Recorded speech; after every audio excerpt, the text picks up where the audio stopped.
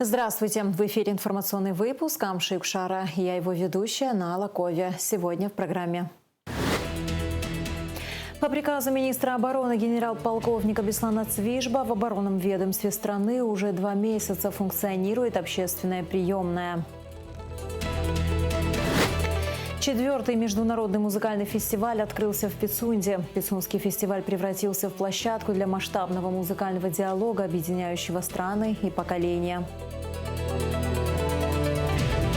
С мастер-классом на родину приехала абхазская балерина Кристина Чкотуа. Педагог Нижегородского театра оперы и балета давно мечтала провести в Абхазии свой собственный мастер-класс. Бадра Гунба встретился с участниками лагеря для детей соотечественников Ахиштрах. Глава государства отметил важность проекта, поскольку он дает возможность представителям абхазской диаспоры познакомиться с культурой и бытом исторической родины. Проект в этом году проходил в 3 этапа и объединил 225 молодых людей от 14 до 18 лет. Жители Абхазии и представители диаспоры из Турции, Германии и республик Северного Кавказа.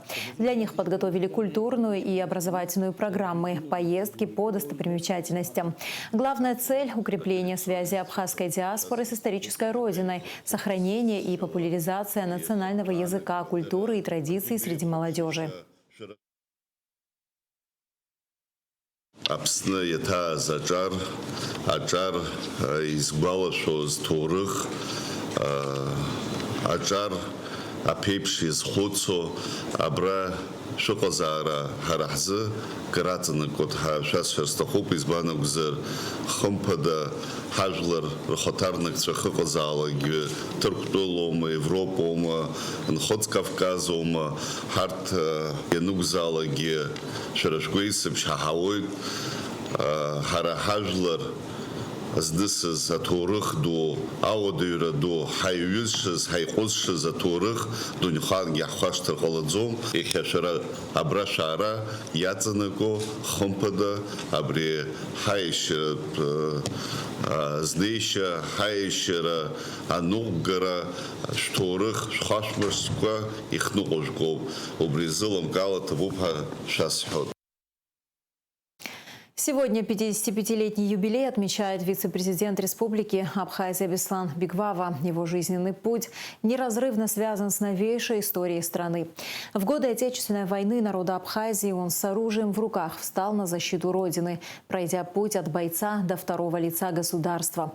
Именно в период работы Беслана Владимировича в должности главы администрации Учимчирского района проявились его качества как хорошего руководителя, оперативно решавшего насущные вопросы жителей и реализовывавшего важные социально-экономические проекты. В адрес юбиляра продолжают поступать поздравления. Премьер-министр Владимир Делба провел встречу с председателем внебюджетного фонда инвалидов Отечественной войны народа Абхазии Дмитрием Тарба. Председатель фонда проинформировал премьер-министра об итогах работы за первое полугодие 2026 года. Было отмечено, что все предусмотренные социальные обязательства фонда выполняются в полном объеме. На встрече обсудили новые формы подхода к обследованию, лечению и оказанию помощи инвалидам войны, своевременное обеспечение необходимыми лекарственными препаратами. Владимир Делба поблагодарил руководство фонда за проделанную работу и подчеркнул, что инвалиды войны должны получать необходимую и качественную медицинскую помощь на территории Абхазии и за ее пределами. Под председательством вице-премьера Джансуха Нанба состоялось заседание Государственной комиссии по вековечению памяти, изучению и сохранению научного и творческого наследия Станислава Лакоба. Члены комиссии поддержали предложение Вячеслава Чирикба о присвоении имени Станислава Лакоба одной из аллей, расположенных в парке Синоп. Комиссия обратится к руководству Академии наук Абхазии с предложением рассмотреть данный вопрос. Также члены комиссии обратятся в администрацию города Сухум с ходатайством о вынесении на рассмотрение собрания города Сухум вопроса о переименовании части Кадорского шоссе в аллею имени Станислава Лакоба. Комиссией был рассмотрен вопрос систематизации, сохранения и популяризации научного, публицистического и литературного наследия Станислава Лакоба, по итогам которого было принято решение о необходимости подготовки к изданию его полного собрания сочинений. Помимо издательских проектов, членами комиссии рассмотрена инициатива об учреждении регулярного научно-мемориального мероприятия сухумских чтений, посвященных памяти выдающихся абхазских ученых, историка Олега Хухутовича Бгажба и Станислава Засимовича Лакоба. Убийство произошло в Гудауте. Отделом уголовного розыска ОВД по Гудаутскому району в результате проводимых оперативно-розыскных мероприятий задержан подозреваемый в убийстве жителя района Крия Элизбара Рудольфовича, 1986 года рождения. Сообщение о доставлении гражданина Крия с огнестрельным ранением в медучреждение поступило в дежурную часть Гудаутского РОВД примерно в 12:25 28 июля, где от полученных ранений Крия скончался. В результате проводимых оперативно-розыскных мероприятий установлен подозреваемый в совершении данного преступления. В настоящее время задержан Гагулия Денис Витальевич, 1986 года рождения, житель села Лыхны Гудаутского района. Следственно-оперативные мероприятия направлены на установление всех обстоятельств произошедшего и причастных лиц продолжаются. Прокуратура Гудаутского района возбудила уголовное дело по факту убийства жителя села Лыхны Элизбара Крия. Уголовное дело возбуждено по признакам преступлений, предусмотренных пунктом Ж части 2 статьи 99 и частью 2 статьи 217 Уголовного кодекса. Комитет по государственно-правовой политике парламента рекомендовал к рассмотрению ряд законопроектов. В их числе поправки, направленные на защиту прав детей при судебных спорах между родителями. Документ регулирует вопросы определения места жительства ребенка и осуществления родительских прав до вступления судебного решения в законную силу. Также комитет поддержал законопроект об установлении должностных окладов председателей Конституционного, Верховного и арбитражного судов и поправки в закон об актах гражданского состояния, восстановлении абхазской национальной принадлежности и фамилии. Все законопроекты рекомендованы к рассмотрению на ближайшей сессии парламента. Состоялась рабочая встреча председателя службы государственной безопасности Республики Абхазия Дмитрия Дбар с чрезвычайным и полномочным послом Российской Федерации в Республике Абхазия Вячеславом Гладковым. Встреча носила ознакомительный характер и была направлена на установление личного контакта между сторонами, а также на выстраивание доверительного диалога по ключевым направлениям межгосударственного взаимодействия. В ходе беседы обсуждались возможные перспективы сотрудничества в сфере обеспечения безопасности, обмена информацией и координации действий по актуальным вопросам, представляющим взаимный интерес для обеих стран. По приказу министра обороны генерал-полковника Беслана Свижба в оборонном ведомстве страны уже 2 месяца функционирует общественная приемная. За это время в нее обратились десятки граждан с самыми разными вопросами и обращениями. Главный девиз общественной приемной – услышать каждого, помочь адресно. Подробности в репортаже Гугуцы Вардания. С 1 июня в военном ведомстве заработала общественная приемная граждан. За это время здесь приняли и детально разобрали обращения уже более чем 60 человек. В основном это те, кто сегодня больше всего нуждается в поддержке государства. Ветераны боевых действий, действующие военнослужащие и, конечно, семьи погибших героев. В соответствии с приказом министра обороны начала свою работу общественная приемная. Для удобства посетителей, значительная часть которых ветераны Отечественной войны народа Абхазии, приемная располагается на 1-м этаже Министерства обороны. С первых дней работы в своей должности министр обороны Беслан Свижба выделил ключевое принципиальное направление работы ведомства. Это прямая связь с людьми, открытость и оперативное решение их проблем. Такой подход стал прямым откликом на запрос президента Абхазии, который неоднократно заявлял о необходимости прямого и честного диалога между обществом и властью. Главной задачей общественной приемной считаю создание эффективной системы обратной связи между ведомством и обществом, обеспечивая тем самым максимально доступную и понятную коммуникацию. Теперь каждый гражданин может лично обратиться к уполномоченным должностным лицам по любым вопросам, входящим в компетенцию Министерства обороны. Люди обращаются с самыми разными, зачастую очень сложными и запутанными проблемами. Однако, как отмечают сотрудники ведомства, неразрешимых задач нет. Выход находится всегда. Наши специалисты дадут исчерпывающее разъяснение по вопросам военной службы, социальных гарантий, пенсионного обеспечения и другим направлениям. Мы ежедневно докладываем министру обороны информацию по всем поступившим обращениям для постановки задач должностным лицам и оперативному принятию решения.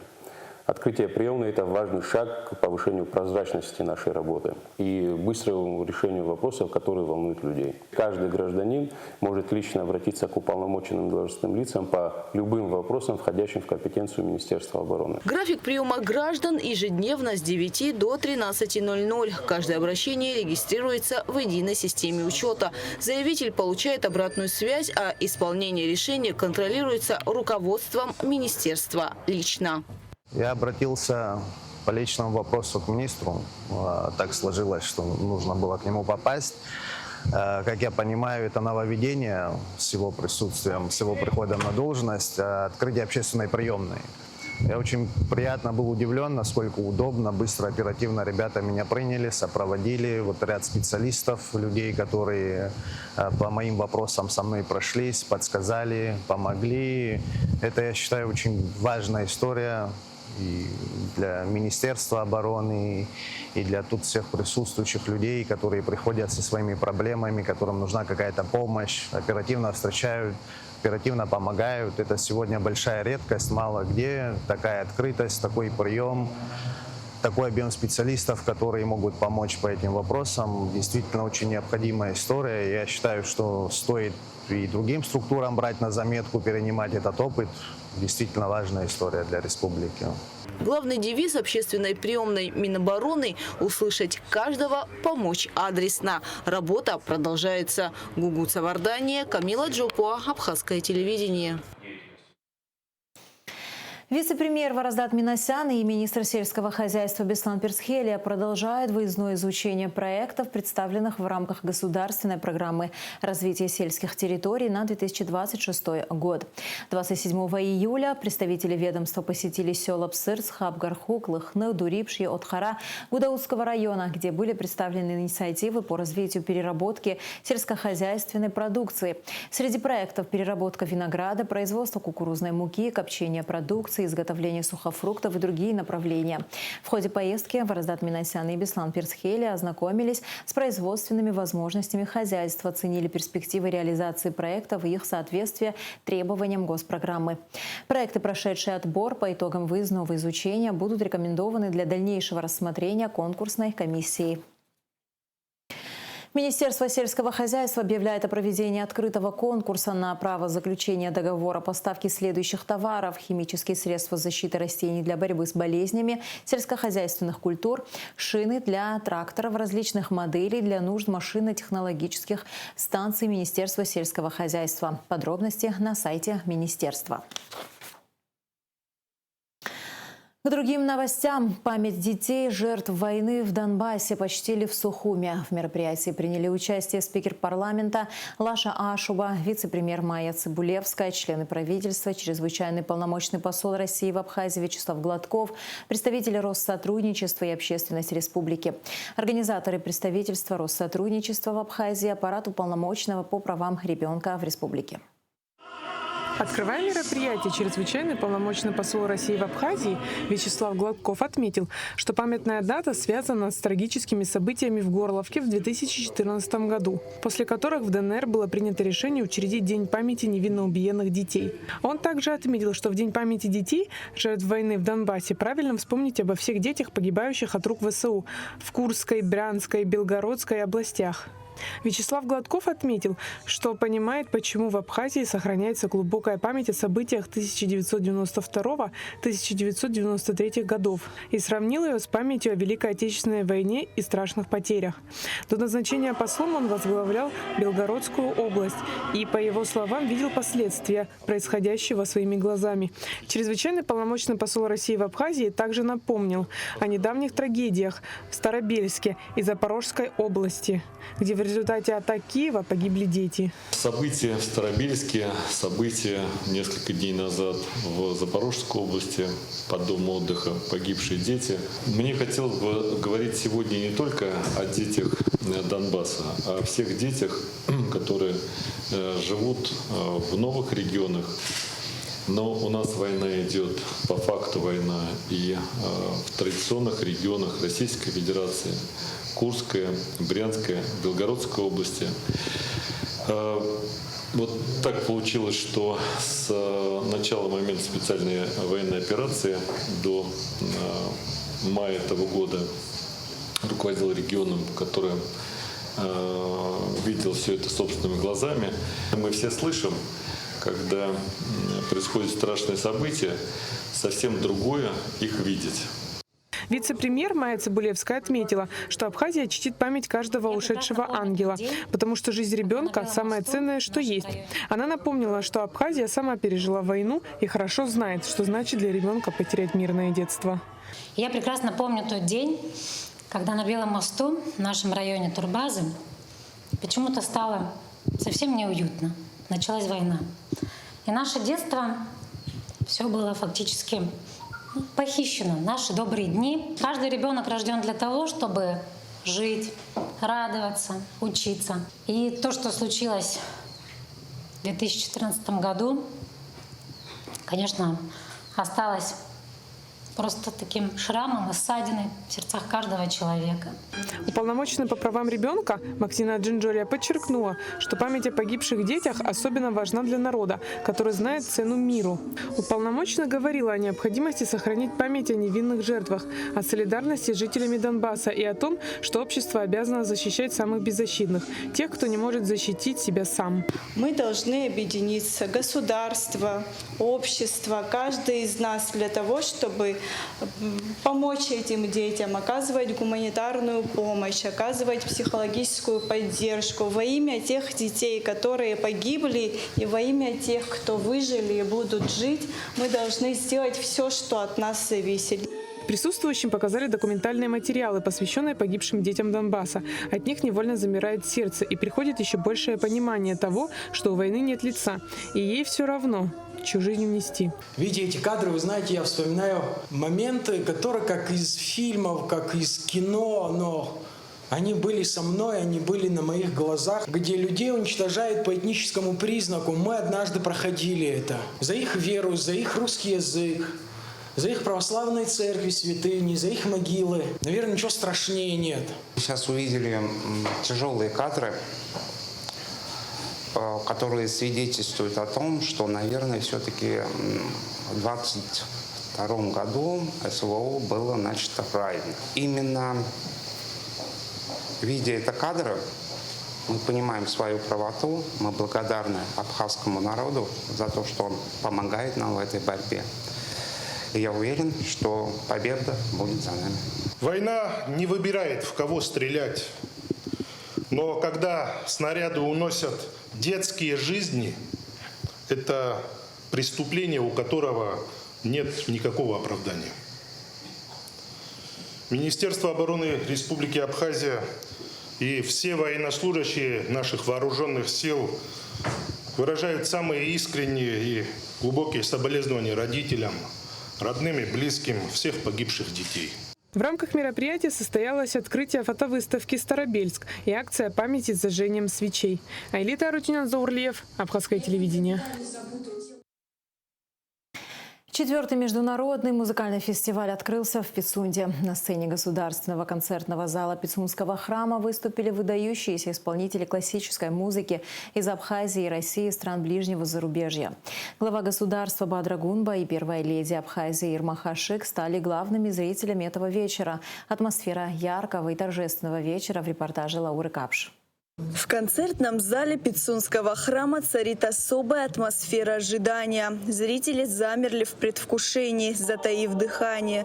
И вот, словно по мановению волшебной палочки, участники фестиваля появляются на сцене под бурные аплодисменты и восторженные взгляды публики. Вот и открылся 4-й международный музыкальный фестиваль. Пицунский храм, обладающий богатым культурным наследием, вновь стал центральной площадкой для этого события. На сцене выступили выдающиеся музыканты из Абхазии, России и ближнего зарубежья, представляя лучшие образцы классической музыки. Фестиваль открыл концерт композиции «Аллилуйя», исполненной Государственной хоровой капеллой Абхазии под руководством Надара Чанба. Художественный руководитель коллектива мастерски организовал выступление хора, наполнив древний храм торжественным и величественным звучанием, что задало тон всему фестивалю.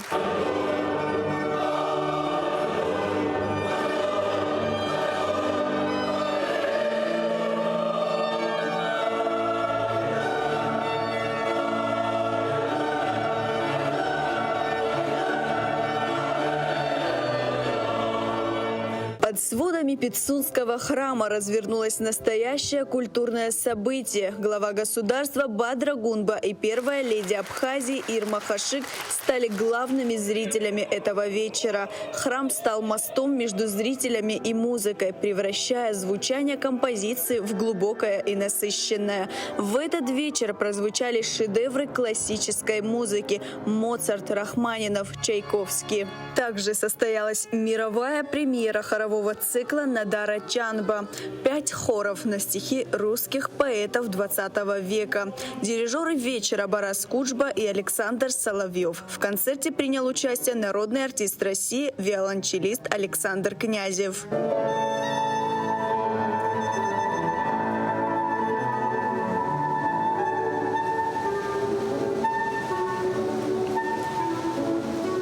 Первый день фестиваля завершился исполнением абхазских народных песен «Песня скалы» и «Походная».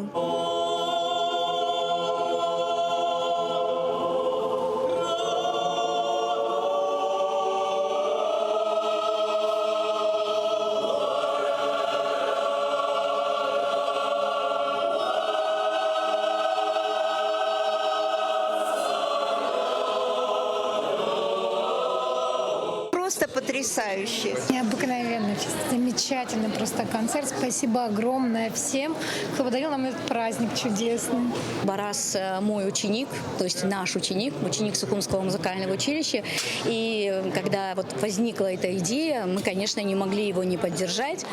И поэтому мы наблюдаем с большим интересом, как этот фестиваль растет и крепнет. И то, что сегодня произошло на открытии, для меня это абсолютно какой-то феерический праздник. Вот просто сегодняшнее открытие самое мощное из всех тех, что я наблюдала за эти 4 года. Я уверена, это будет очень интересно, именно 4-й фестиваль. Мы в преддверии маленького юбилея, и я думаю, это будет очень важное событие. Каждому в Абхазии, и те, кто в гостях в Абхазии, советую стать частью этой истории. Зрители были в восторге, а участники фестиваля в непередаваемом счастье. Я принимал непосредственно участие в этом концерте, мне очень понравилось.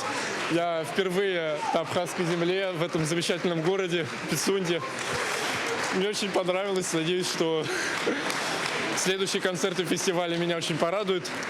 И хотелось бы вновь к вам приехать. С 27 июля по 1 августа время для встречи с музыкой. Зрителей ждет незабываемое музыкальное путешествие из 11 концертных программ. Вас ждут симфонические, хоровые, камерные и органные вечера, а также дебют Международного симфонического оркестра Пицунского фестиваля. Программа выходит за рамки привычных выступлений. На сцене камерный хор Московской консерватории, камерный оркестр и квартет имени Валентина Берлинского, а также государственная хоровая капелла Абхазии, художественный руководитель и генеральный директор этого культурного мероприятия Барас Куджба. В этом году у нас более 100 участников фестиваля приезжают. Это в основном наши коллеги из России, из стран ближнего зарубежья. В этом году к нам приезжает камерный хор Московской консерватории, художественный руководитель Александр Соловьев, он заслуженный артист Абхазии, заслуженный деятель искусств России, квартет имени Валентина Берлинского, камерный оркестр Вара Арте, также наша родная государственная хоровая капелла Абхазии. Вот как раз открываем концерт открытия. И главное, что в этом году мы сделали, это Пицунский фестивальный оркестр. Более 40 участников, 3 больших программ. Ждем всех гостей. Пицунский фестиваль превратился в площадку для масштабного музыкального диалога, объединяющего страны и поколения. Среди партнеров и спонсоров фестиваля глава государства Бадра Гунба, представители власти и культуры Абхазии, благотворительные фонды и меценаты. Лаура Капш, Ахрамичба, Абхазское телевидение. С мастер-классом на родину приехала абхазская балерина Кристина Чкотуа. Артистка балета и педагог Нижегородского государственного академического театра оперы и балета давно мечтала провести в Абхазии свой собственный мастер-класс. Воспитанники школы русского балета в Сухуме с нетерпением ожидали ее приезда. Участники мастер-класса получили уникальную возможность поработать с профессиональной балериной, узнать тонкости исполнительского мастерства и получить ценные рекомендации. О том, как прошел мастер-класс, в репортаже Налы Чинджерия.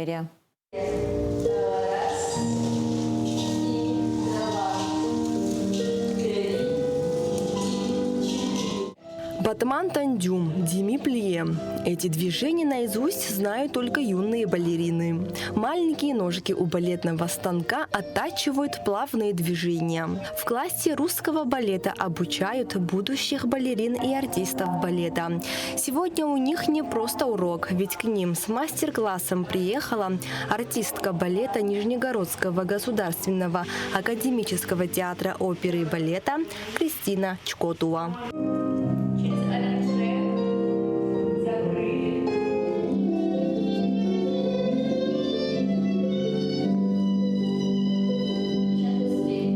Провести на родине свой собственный мастер-класс артистка балета Кристина Чкотуа хотела давно. И вот мечта ее привела в балетный класс, где ее с нетерпением ждали воспитанники балетной школы. Юные танцоры получили возможность поработать с профессиональной балериной, узнать тонкости мастерства и приобрести новые знания. Я на балетный класс хожу 3 года. Я сама захотела, по своему желанию. Захотелось тоже танцевать красиво и выступать на сценах. Сначала мы разминаемся, потом прыгаем, а потом уже встаем на танцы. Иногда делаем станок. Какое твое любимое движение в балете? Рондон, жамп-порте и фраппе. Это круговые движения левой и правой ногой. Сама Кристина 8 лет училась в Академии русского балета имени Вагановой. Получила диплом артиста балета и педагога и в настоящее время работает в балетной труппе Нижегородского театра оперы и балета имени Пушкина. В ее репертуаре партии в балетах «Щелкунчик», «Спящая красавица» и многие другие. Я надеюсь, все пройдет хорошо и я смогу заинтересовать детей в этом непростом деле. И надеюсь, они вынесут какой-то урок сегодня, чтобы показать нашим детям, что балет — это интересно, что это очень красивое, но в то же время сложное искусство, и чтобы немного заинтересовать наших детей. У меня с каждым годом появляется все больше и больше партий, о которых я мечтаю, хотелось бы станцевать. Но из актуальных на данный момент это, наверное, адажио из балета «Эсмеральда», адажио Дианы Актеона. Очень яркий балет с множеством сложнейших техничных элементов. Вот. И на данный момент это, наверное, самая актуальная моя мечта. Желание у меня не отбилось. Хочу танцевать, хочу продолжать заниматься этим делом. Я им горю с детства. Я очень надеюсь, что по завершению танцевальной карьеры я смогу сделать что-то подобное, открыть здесь школу, студию и готовить наших деток к этой профессии. Школа русского балета работает на базе Центра раннего развития и творчества Wonder Kid балет. Здесь изящному балету обучают детей с 3 лет, возрастная категория до 13 лет. Первый мастер-класс состоялся еще в те годы, когда она была студенткой училища Вагановского, а сейчас она уже большой профессионал и такая путеводная звезда для наших деток. Я уверена, что им не хватило, им все хочется еще больше и увидеть, и узнать. И я думаю, что их пути обязательно сойдутся, если девочки выберут направление балета. Мастер-класс от балерины Кристины Чкотуа посетили вице-премьер Тарач Хакба и министр культуры Даурковы. Они поблагодарили Кристину, отметив значимость подобных творческих встреч для развития молодых талантов. Также Даурковы предложил Кристине Чкотуа провести для абхазских артистов балета мастер-класс за пределами нашей страны. балетное направление у нас, к большому сожалению, не развито. Вы у нас единственная звездочка, которая сегодня достигла уже серьезных результатов, и сегодня вы уже готовы преподавать то, что мы сегодня и видим. И поэтому, когда видишь, что дети занимаются этим направлением, и спасибо организаторам, спасибо тем, кто с детьми занимается, вот, я думаю, что нужно будет нам всем серьезно подумать, как это направление уже на более профессиональном уровне развивать. Даур Вадимович это уже несколько раз сказал, всеобщими усилиями будем стараться непосредственно данное направление развивать. Даур Вадимович, еще раз вам огромное спасибо за организацию, вашей большой команде, Куранда вам за предоставленную такую возможность. Одно дело, когда ты находишься в помещении и занимаешься там перед станком, перед зеркалами, другое дело, когда ты видишь, ради чего ты это делаешь. То есть увидеть, повести, может, детей на какой-то балет, не знаю, организовать там какой-то мастер-класс, чтобы они немножко другое увидели. Да. Я думаю, мы могли бы совместно с российскими коллегами проговорить такую историю, такую возможность и подготовить группу детей. И я думаю, во-первых, это их очень серьезно вдохновит, чтобы они понимали, ради чего вообще все это делается. И я думаю, что мы сможем организовать такое мероприятие. Я считаю, что это просто прекрасная идея. Кто же в детстве не мечтал стать балериной? Но пройти этот сложный путь удается не каждому. Возможно, среди этих юных балерин есть еще одна будущая звездочка балета, которая ярко зажжется над Абхазией. Нала Чхинджерия, Камила Джопова, Абхазское телевидение. И в завершении выпуска о погоде. В среду 29 июля в Абхазии ожидается переменная облачность. Местами ночью и утром возможен кратковременный дождь локального характера, гроза. Температура воздуха ночью 17-22, днем 23-28 градусов. Температура морской воды 26 градусов.